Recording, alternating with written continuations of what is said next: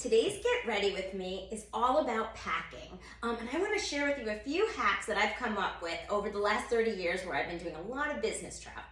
The first thing is you should always pick a basic color theme. One color that takes you through the whole week. For me, this week it's going to be black and white.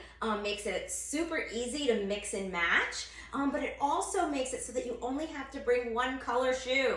And I usually try to limit that to one dressy and one a little bit more comfortable. You usually wear the one that's more comfortable and pack the one that's dressier. And so you're only packing one pair of shoes, which is fabulous. Second, lean on dresses. Dresses are one-piece outfits, right? So a lot less items in your carry-on, and they fold so tiny that they're perfect.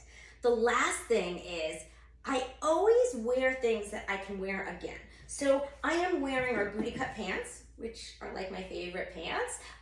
But what I do is I bring these and then I bring multiple top changes because nobody's gonna know that you're wearing these pants again. This one's actually one of my favorite things. Why bring two pairs of black pants? It makes no sense to me. Stay tuned.